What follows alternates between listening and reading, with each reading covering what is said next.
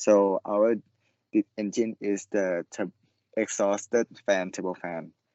Next, for the design specification, so our engine is designed based on the customer requirement from the aircraft design project. So the main requirement include the number of engine, the takeoff length, and the landing field length, the cruise speed. The number of engine will tell us how much thrust is required for the desired aircraft being able to take off. Additionally, we are also concerned about our main operating phases, which are cruise and loiter phases as well. So from this table, so the important parameter include the number of engine, which is 2, and the takeoff fuel length is shown in this diagram, and also the landing fuel length that is required for our aircraft to take to land. And also the speed is 460 knot, and the altitude is operate at the altitude of 40,000 feet. Next, for the constraint analysis. So according to our aircraft design project, particularly from our constraint diagram, the thrust to weight ratio is found to be 0.347, and therefore along with the maximum takeoff weight of 370,000 pounds, the total required thrust is calculated to be 130 pound force. And since our design aircraft need to operate with at least 2 engines based on the FAA regulations, so we decided to use the 2 engines and each provide thrust of 65 pounds. Next, for the engine dimension, so after we obtain the thrust that each engine must generate in order for the aircraft to operate at different phases, so we have gone through the engine manufacturer, and ultimately we came up with one of the most famous engine, which is the GE9092B, produced by General Electric. So from our air design project, the scaling factor is found to be around 0.71, and this value is utilized to find the dimension of our scaled down engine. So we decided to use the GE9092B as our baseline engine and scale it down since the required thrust is less than the available thrust, so with a certain amount. So our model design engine dimension are 14 feet long with diameter of 8.6 feet and a weight of 10,700 pounds. Next, so for the engine material, so far the titanium 6 AL4V grade 5 titanium alloy has most commonly been used to build the engine components because of its versatility and advantages. So the titanium alloy can basically provide high strength, heat resistance, and reliability. So therefore, with these 3 major benefits, we decided to use this as the main material for our engine. Next, for the choice of cycle, so a Brayton cycle is essentially chosen because it is the basis for the operation of a gas turbine and can be used to approximate the cycle of all such units.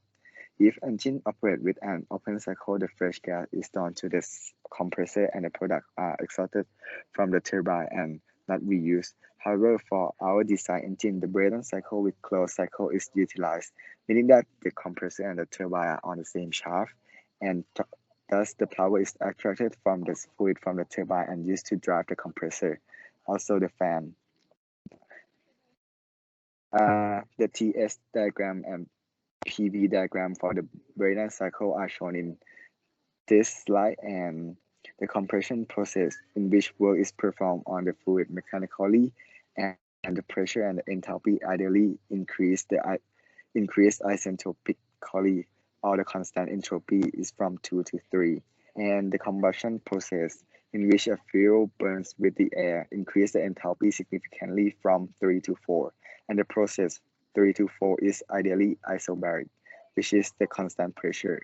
The expansion process in which the pressure and enthalpy ideally decrease isentopically, and the energy is mechanically extracted from the fluid is from 4 to 5. And it is important to know that as the pressure ratio increases across the compressor, the thermodynamic efficiency increases. However, as the compressor pressure ratio is increased, the size of the compressor becomes larger and adding to both the cost and the weight. Therefore, a trade-off study is required for a given design. Next, so in order to evaluate whether the engine is efficient or not, the performance measure must be determined.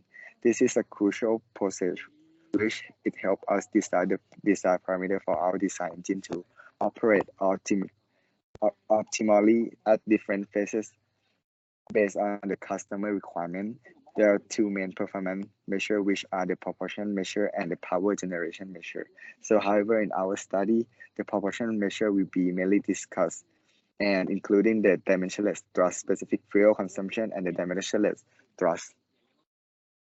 Next, for the required parameter for the performance curve, first is the Mach number, which is equal to 0.802, which is referred to the similar aircraft or the Boeing 787, or it is also given by the customer requirement. And for the altitude, also similarly, according to the customer requirement, the altitude of our airplane will operate at the altitude of 40,000 feet, and the bypass ratio is equal to 9 because of the most turbofan engine have the bypass ratio between 8 to 10, so we average this value. And next, for the mass flow rate, so the mass flow rate will be equal to 410 kilogram per second because it is scaled out of the value of TE90 mass flow rate. And for the total exit temperature at the turbine, which is equal to 2000 Kelvin, this temperature is the combustor exit temperature for the modern turbofan engines. And also, the ambient temperature is found from the operating altitude, which is 40,000 feet, and from the stagnation relation, we can find the total temperature at the ambient. And also for the heating value is equal to 41,000 kilojoule per kilogram, which is the typical value heating value for the most turbofan engine. Next, then finally we obtain the performance curve. So we use the MATLAB program to find the value of the compressor compression ratio and the fan compressor ratio that provide the maximum thrust, and the compressor compression ratio and the fan compression ratio that give the maximum thrust is 40 and 2 respectively. So these two values can be observed from the diagram shown in the slide. With this pressure ratio, the maximum dimensionless thrust is equal to 7.516.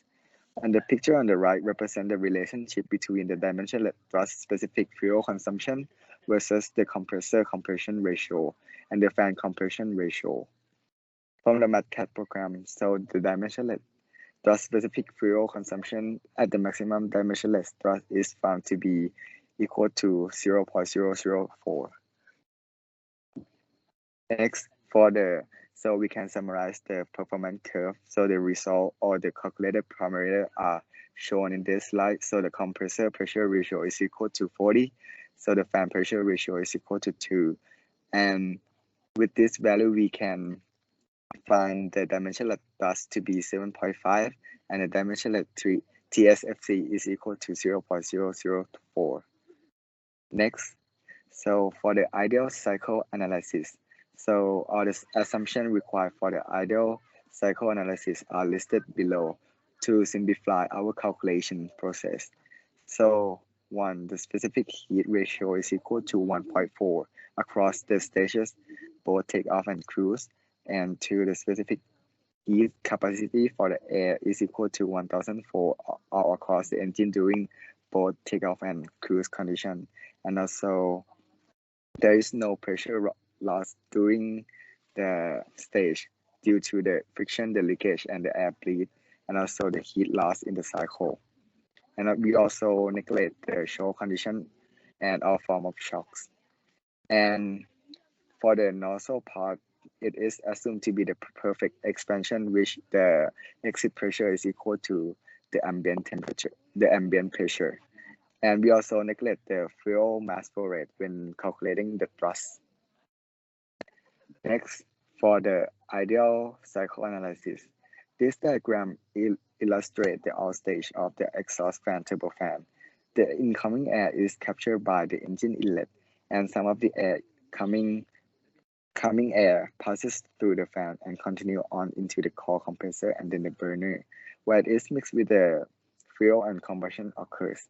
The hot exhaust passes through the core and the fan turbine and then out of the nozzle, as in a basic turbojet.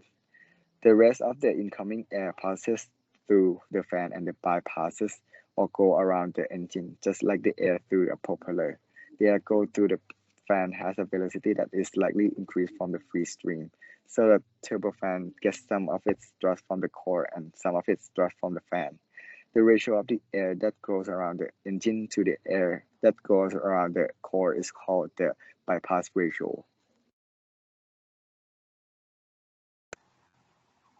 Hello. Okay. So first step from the far field to diffuser. So we need to convert all the ambient pressure and temperature into using stagnation relation into the total value of it. Also, we need to find the speed of sound, which we'll use to find the true airspeed at that point. So this process is still isentropic, and the result is that we got the total temperature at 0.1, the total pressure at 0.1, and the speed of sound and the airspeed. Next. Hello. Okay. So while the flow goes through the diffuser, so the total temperature and the total pressure at 0.2 and 0.1 are equal. So goes under isentropic compression, and the result is that we got total pressure and total temperature at 0.2, which is equal to 0.1. Next.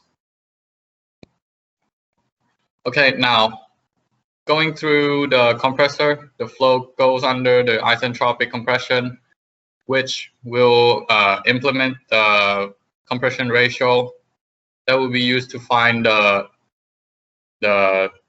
total pressure at 0.3. So we just multiply the compression ratio to the total pressure at 0.2, and then we'll use the relation between the compression ratio to the temperature ratio, which we will use to find the total temperature after compression. So next. So the flow goes under isobaric heating. So in this step, we need to find the fuel mass, the mass of fuel that we use to burn the air.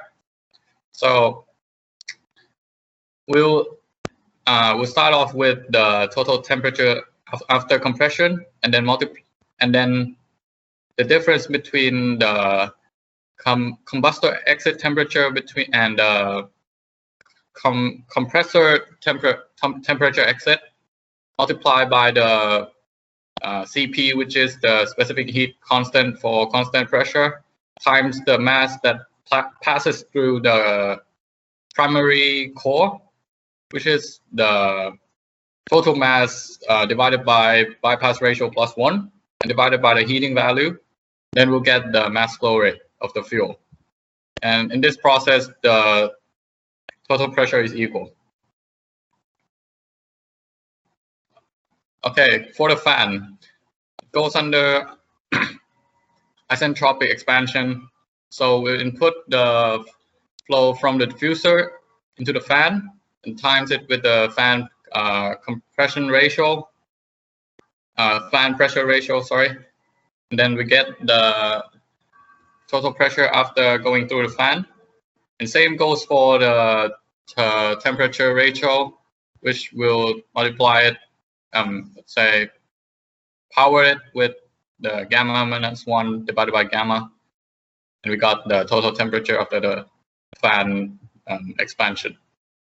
Next. So the turbine. In order to find the temperature after going through the turbine, it requires the total temperature from most parts, which includes compressor, combustor, and diffuser, and the fan. And same goes for the total pressure after leaving. in which we will multiply the PT4 with the total temperature ratio, which will get the PT5. Next. So when the flow is about to leave the main nozzle, we need to find the exit speed, which we will get to calculate the thrust later on. And we need to find the nozzle area so we can make up, can draw the engine up.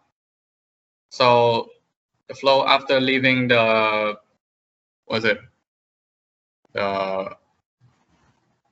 the turbine, then it goes to the main nozzle, and then using the Mach number formula and the stagnation relation, we get that the Mach number is depend on pressure, total pressure of main nozzle over the static pressure. Then we get the air speed from the speed of sound multiplied by Mach number. Then we got the area of the main nozzle, which is the air that leaves through this hole, divided by the density times velocity. Next. For the fan nozzle, it is similar to the primary nozzle, which you need to find the speed that leaves the fan nozzle and the area, so that can go under the same drawing. Okay, next. So the thrust that is produced is the mass that leaves the fan nozzle times the difference between the speed times add by the mass that leaves the primary nozzle times the difference between the exiting speed and the entry speed. And lastly, the thrust specific fuel consumption, which is fuel mass flow rate divided by the total thrust produced. Next. So first condition that we conducted our analysis is takeoff condition. So our operating takeoff condition is at sea level for both pressure and temperature. The free stream Mach number, we use the speed that we researched, which is pretty close to average takeoff speed of normal commercial aircraft. The mass flow rate, use the mass flow rate from the G90, which we scaled down to fit our engine, and the operating takeoff condition from compressor ratio is 40 and the fan pressure ratio is 2. Next. So here's the table after we've done the analysis. So nothing in particular. So next. All right, so once we've finished the takeoff condition, we have acquired that the diffuser area is around 11 meter squared, and the primary nozzle exit is 0.3 meters squared, and the fan nozzle exit is 1.9 meters squared. So the thrust that is produced is around 69,000 pounds, and the thrust specific fuel consumption is 0.3 kilograms per hour Newton. Next. And we use this diffuser area to calculate the cruise condition, which the mass flow rate is around 800 kilograms per second, and the operating condition is around at 40,000 feet. Static pressure is 18 kilopascal, and static temperature is 216 Kelvin, and the free stream Mach number from the mission requirement is 0.8. Next, please. Same goes for this slide. Nothing in particular, just to show that the value of each step. And next, please. So we got that the nozzle dimensions of the engine during cruise. Primary nozzle is 0.8 meter squared. The fan nozzle is 5.8 meters squared. The thrust is around 40,000 feet, and the thrust specific fuel consumption is 0.5. Next.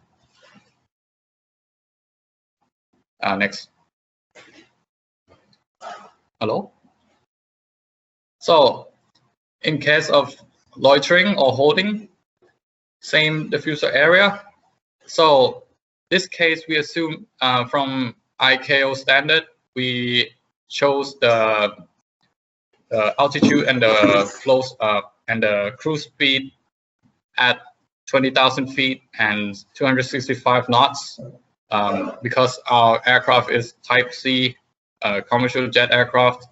So atmospheric static temperature is 46 kilopascal and static temperature is 248 Kelvin. And the Mach number from that speed is 0.4. And the mass flow rate is according to the diffuser area and the speed. It's around 1,000 kilograms per second. Next. Okay. Okay. We are going to calculate the non-ideal cycle analysis. Efficiencies must be considered. The efficiency table is from the specification of TE90 engine. Some unknown efficiency that are not listed are assumed to be 1. Okay, next slide. From field to diffuser, total static temperature and pressure is equal. Okay, next slide.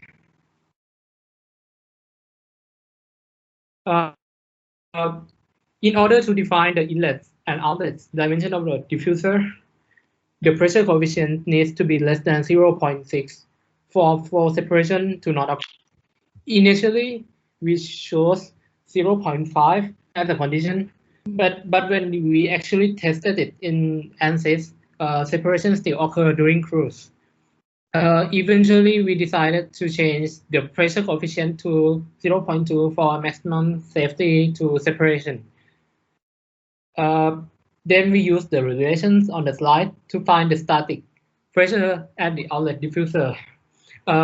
We are going to neglect the friction effect from now. Okay, next slide. And we assume that the total temperature at the outlet is equal to the total temperature at the inlet for now. And from the total temperature,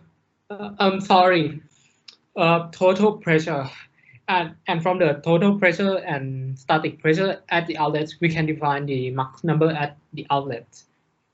Next slide. Then we use Mach number relations to find the outlet area. Inlet area is defined from the equation mass flow rate equals to rho times area times velocity. The dimensions of the inlet and outlet diffuser is on the table. Okay, next slide. After we determine the area of inlets and outlets, we are going to find the pressure ratio from Fano friction factor.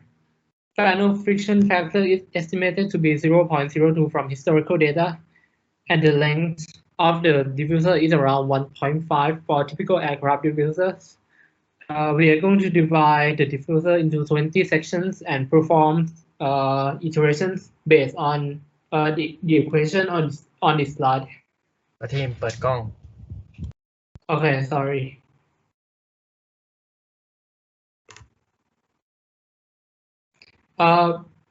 And next slide.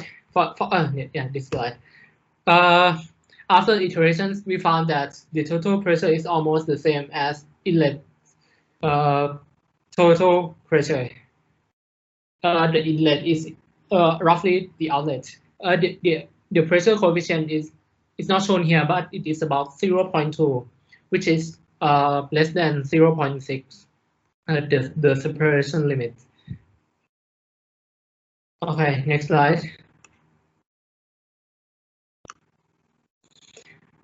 After that, we're going to find the compression.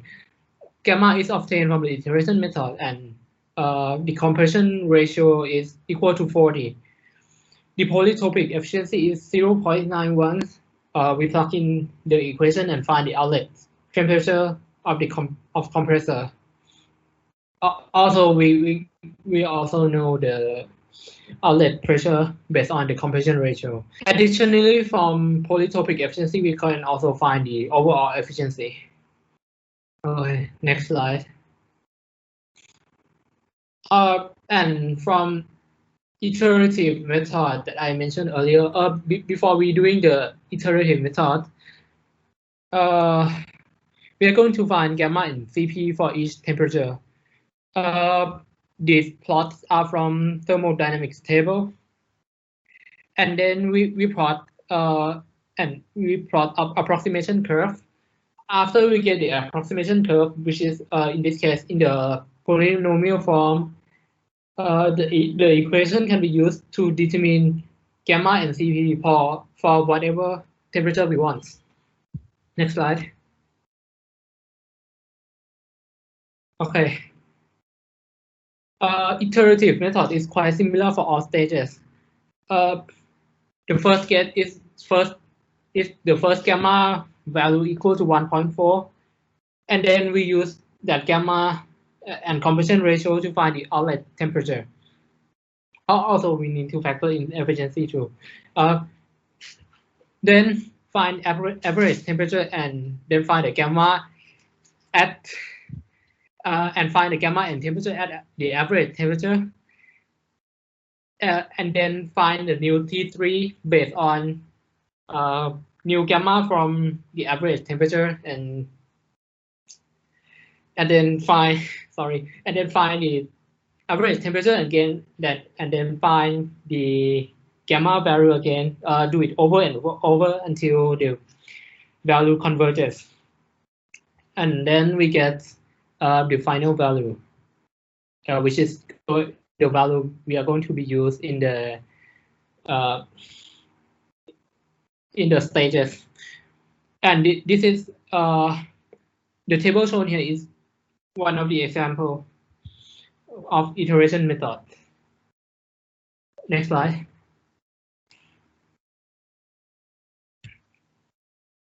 When calculating total pressure and temperature through the fan, the method is quite similar to compressor. Yes, and gamma is also based on iteration method.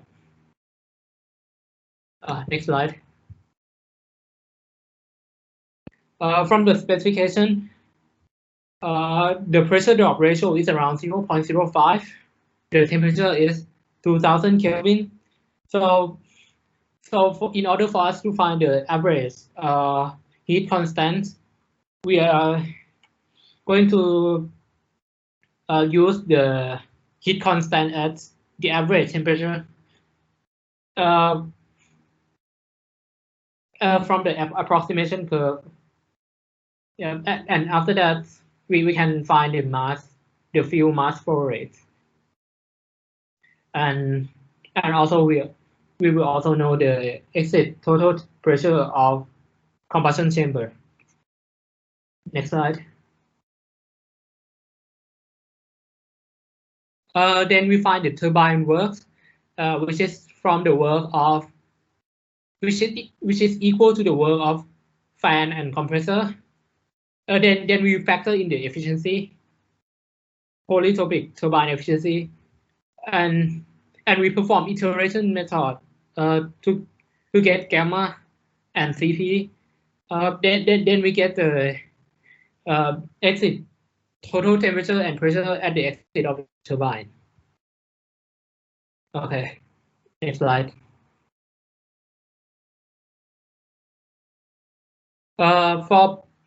After we have finished calculating the turbine, we are going to find the nozzle characteristics. In this slide, it is wrong here. It is the type of nozzle here is converging nozzle, and we need to find choke condition for converging nozzle. We find that the choke pressure is 88 kilopascal, which is less than the static pressure of the atmosphere, which means that at primary nozzle, the nozzle is not choked. Next slide.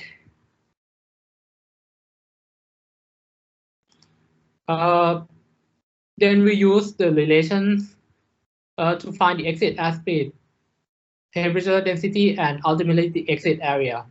One of the conditions not listed here is the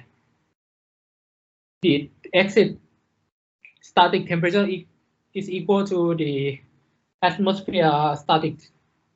Sorry, the exit static pressure is equal to atmosphere static pressure. Okay, and we get it. Finally, we get the area of the nozzle at takeoff of the primary nozzle. Okay, next.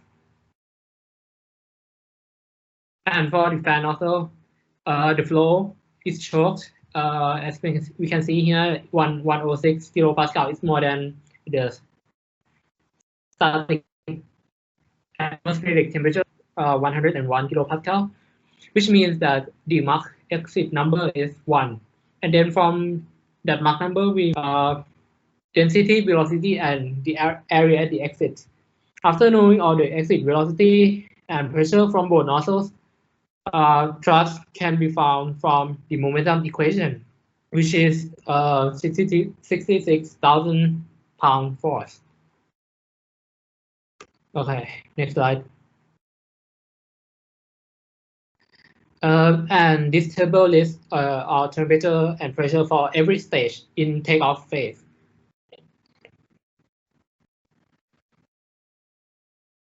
The flow at the fan nozzle. Yeah. So next slide.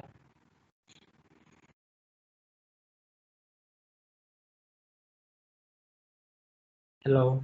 Okay. Similar calculation procedures are made for loiter stage. At this condition, the exit flow is choked for both nozzles. Okay, next slide.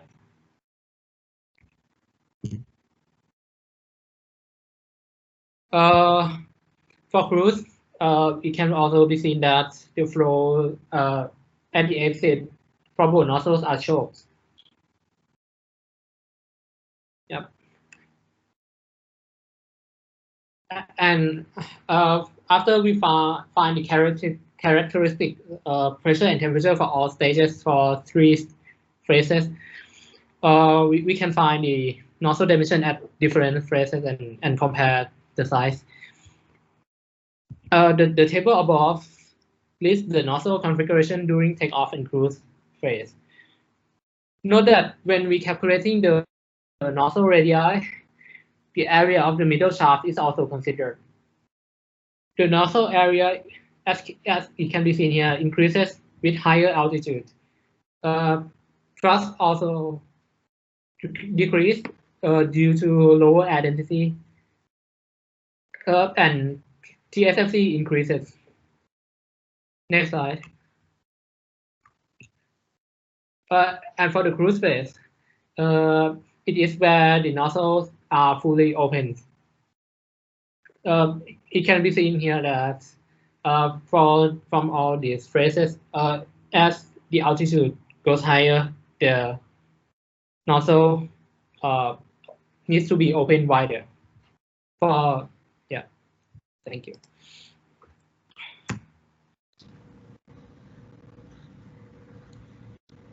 Okay, so moving on to the numerical solutions to analyze the complex fluid dynamics problems when conventional methods are not feasible, we consider using computational fluid dynamics or CFD simulations as our primary method of solving by using software called ANSYS and ANSYS Fluent. For this project, we examined the diffuser and nozzle of a diffuser section along with a matching domain constructed using design modeler. Boundary conditions must be specified individually for each surface, along with properties of the fluid in consideration. In this problem, which involves calculation based on Navier-Stokes equation, using finite volume methods is the most suitable approach for this problem. Next, please. And we will take a look at the diffuser first. So in the slide, the picture of the diffuser geometry is shown, and it is designed by the design modeler. The diffuser geometry is drawn on the lower right side of the quarter circle, and the projection lines are drawn to specify the region of the fine mesh. And those are the area around the diffuser and at the inlet of the diffuser. Next, please. And for the matching, we apply the edge sizing and inflation in order to make the mesh become finer, and the results would be more accurate. The region which is separated by the projection line has a finer mesh, and the automatic method is also applied to the body in which the quadrilateral method is applied. And next, please. And this is the picture of the mesh. So as we can see that the region around the diffuser has darker, or it means that the mesh is finer. Next, please. And before we move to the setup, the name selections must be applied to the geometry. And the name selections consist of wall, outlet diffuser, outlet far field, inlet, axis, and flow. Next, please. And this is the setup. The simulation is intended to be run with asymmetric function. As for the physical models, the continuity, momentum, and energy equations of fluid flow are based on the energy. So we turn on the energy for the model, and with the aid of realizable K epsilon with viscous model. The wall treatment is set to standard as the inflation matching already copes with the boundary layer. Parameters of the air are kept the same, which is ideal gas, and the boundary conditions are as follows: with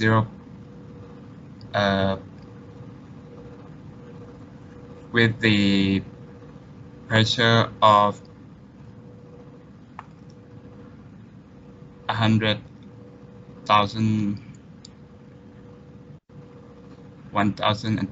Pascal.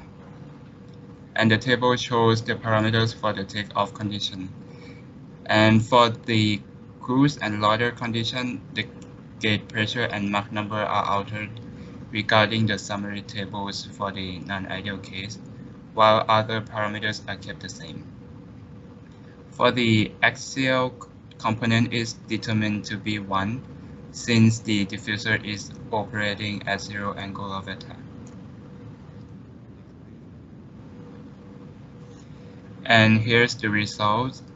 So according to the contour figures of Mach number of all three conditions, which are takeoff, cruise, and loiter, the Mach number does not reach to 1 at the outlet of the diffuser. So it implies that the shock wave does not occur, which allows the diffuser to work efficiently. Please. And the maximum values obtained from the ANSYS Fluent of takeoff, cruise, and loiter conditions are compared to each other. And the table portrays the maximum values of each parameter that the diffuser could encountered during the flight.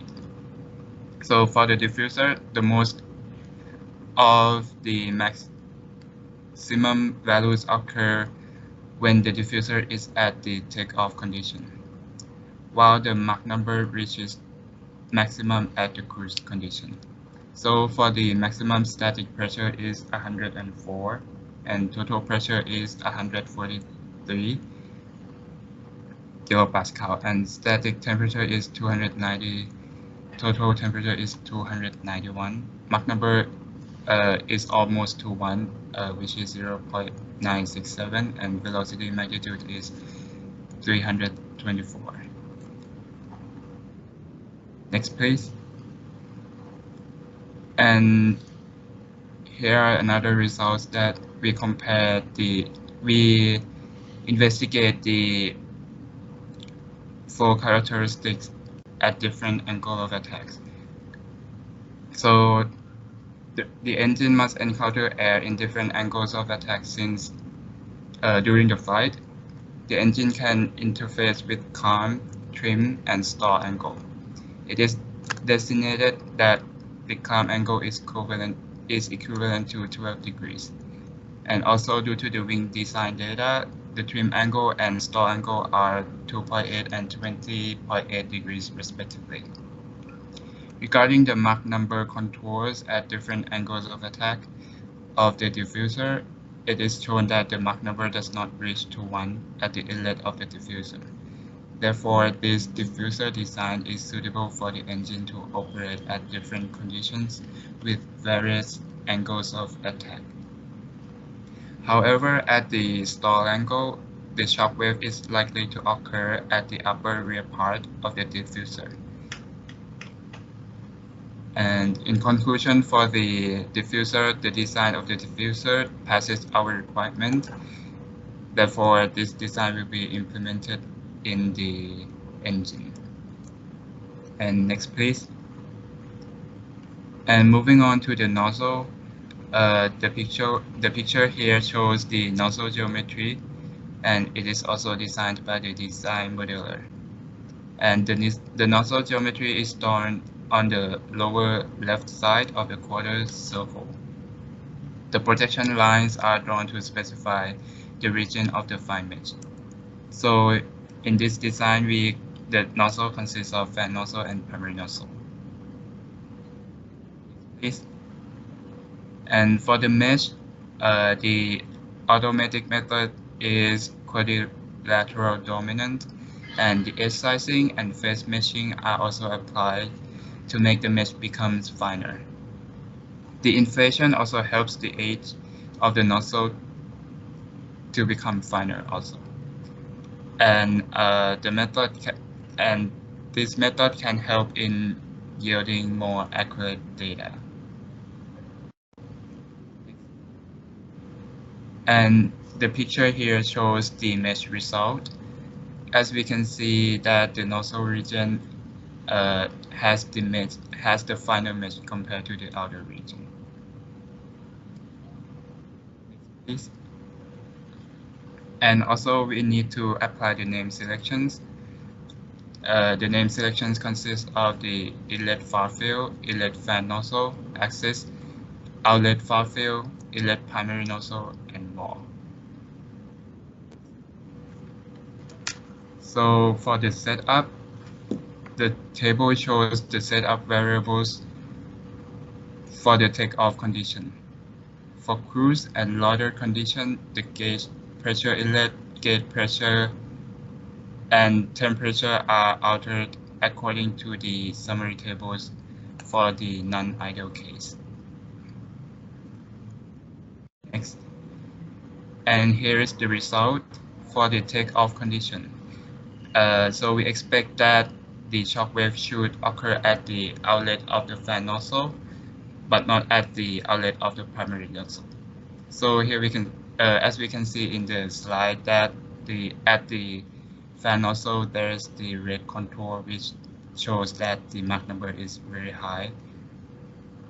And then for the primary nozzle, there's no the flow is the Mach number of the flow is less than 1. Next, please. And for the cruise condition, we expect that the shock wave should occur at both the outlet of the fan nozzle and outlet of the primary nozzle. So the contour in the slide shows that both of the primary and fan nozzle have the shock wave after the flow exits the nozzle. For the loiter condition, we expect that the shock wave should also occur at both the outlet of the fan nozzle and outlet of the primary nozzle. So the result is similar to the cruise. So we can see that the red contour occurs at both the fan and primary nozzle. Next, please. So the maximum values obtained from the ANSYS fluent of these conditions are also compared to each other. And the table portrays that the maximum values of each parameter of both the fan and primary nozzle could encounter during the flight. And the table shows that most of the maximum values will occur at the cruise condition, while at the takeoff condition, both static and total pressure reach the maximum value. Moreover, most of the maximum values will occur at the primary nozzle, while the maximum pressure will occur at the fan nozzle. So according to the ANSYS analysis, both of the diffuser and nozzle meet our requirement of the design. So we will implement this design of nozzle into the engine. And next we move to the discussion. Okay. For this graph, it shows the thrust produced during takeoff by varying the compressor ratio with different fan ratio. So as you can see from the graph that the fan ratio is ranging from 1.8 to 2.5, and the thrust at fan ratio above 1.8 meets the specifications. But however, as the fan ratio is approaching 2.1 and onward, the amount of thrust is produced very similarly.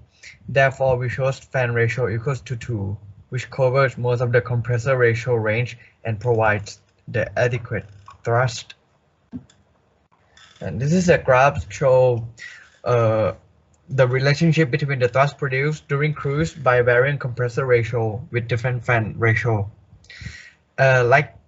Similarly to takeoff condition, the cruise thrust is produced more as fan ratio increases, ranging from 1.8 to 2.4, and with higher fan ratio, there's a less difference between each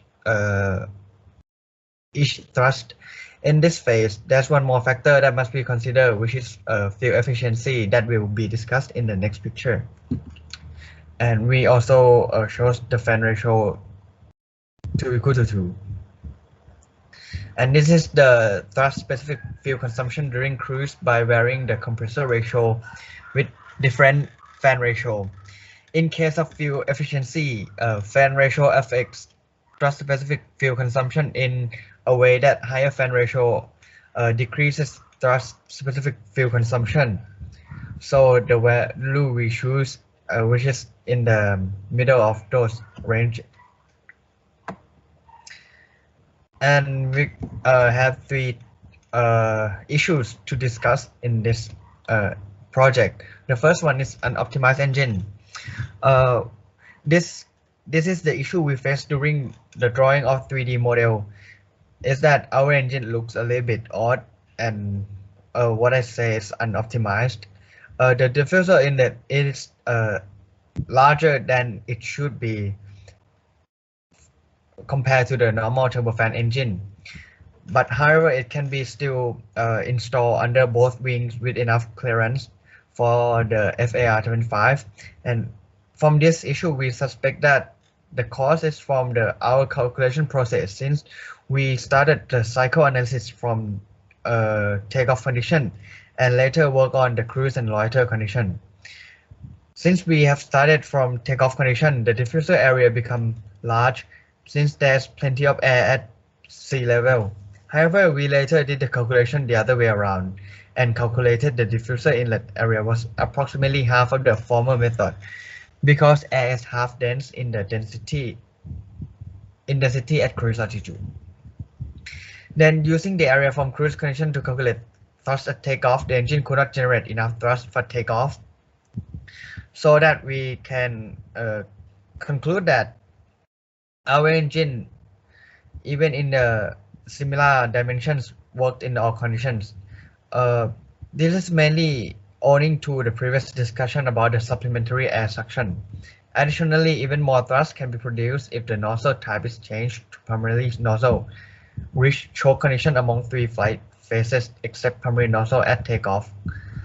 And a converging nozzle can produce the maximum Mach number of 1, at most limiting the potential. Another consideration is the reduction of bypass ratio for the same mass flow rate, which will increase the primary mass flow rate and reduce the exhaust fan mass flow rate. And it can be shown that the engine will provide more thrust, but also an increase in the thrust-specific fuel consumption. The another issue is the analysis on the diffuser.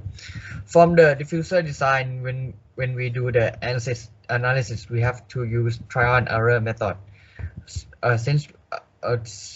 To make sure that the diffuser doesn't provide shock waves and flow separation effects for all the conditions, which are takeoff, cruise, and loiter. Since at the cruise condition, the speed is high subsonic, therefore there's a high possibility that shock wave and flow separation will occur. So the key point of the design is to avoid any sharp edges and sharp turning point. And the difference of the radius between inlet and outlet of the diffusers also plays a big role in the design. If the design has a different radius between these two locations, it can cause an undistributed flow inside the diffuser, which causes some region in the diffuser to have a very low velocity. To conclude, so to design a diffuser, we must avoid any sharp tip and edges, and also the outer and inner layer should also have smooth turn for the equally distributed airflow. And the another issue is that the analysis on nozzle. The nozzle design consists of fan nozzle and primary nozzle. In order to determine whether the nozzle meets the requirement or not, the shock wave should not occur inside the nozzle, but outside. The flow Mach speed should exceed 1 after the flow leaves the nozzle, except for the takeoff condition where the Mach speed of the flow leaving the primary nozzle should not exceed 1. The trial and error method is also used in this analysis. Likewise, the diffuser. And for the conclusion, we can conclude that the engines provide adequate thrust for takeoff based on the constraint diagram, as one of my teammates mentioned before. The required thrust takeoff per engine is around 65,000 pounds, so the engines must be able to produce the thrust more than the required value. Our baseline model is GE90, but the diameter is also scaled down by 0.8367 from the scaling factor. And then the compression ratio is selected to give the maximum thrust from the ideal performance curve. Compression ratio of the fan and compressor are 2 and 40 respectively. And the bypass ratio is selected to be 9 based on the historical data of commercial turbofan engines. The thrust based on the ideal assumption is 20,430 pounds during cruise and 69,060 pounds during takeoff. The takeoff thrust is greater than the required thrust of 65,000 pounds, which means that this engine is applicable for using in this mission profile. And from the non-ideal calculation, the takeoff thrust from the analysis is 65,990 pounds, which passes the requirement. The flow is almost always choke for 3 flight phases, which suggests that the nozzle type should be changed to converging diverging nozzle to increase thrust efficiency. Nozzles are fully open during high altitude in cruise and loiter. Due to the low ambient pressure and are in close position during takeoff. The engine dimension will be based on the non-ideal analysis size at takeoff condition due to the objective of this project, which is being able to take off. And this is the 3D CAD model for our engine. This is the picture of the diffuser. This is the fan nozzle, which is also adjustable converging nozzle. And this is the primary nozzle, which is also adjustable. And this is the three wheels, the front wheel on the left, side wheel in the middle, and then the back wheel on the right. And this is the cross-section view. As you can see, there will be a fan blade, and then a duct, and then there will be a big bypass ratio, and compressor, combustion chamber, turbine. And this is what it looks like when it's mounted on an aircraft, on the real aircraft, with the mission profile we used. As you can see that on the picture on the right, the front wheel, it still has like a lot of clearance, which is meets the requirement from the FAR-25 for the aircraft to be able to take off and avoid all the other obstacles. And the picture on the right is a side view. And that's it for our presentation. Thank you. Sorry, so the takeoff mass flow rate is 960. Just to correct it. Sorry. Thank you. Okay. Thank you.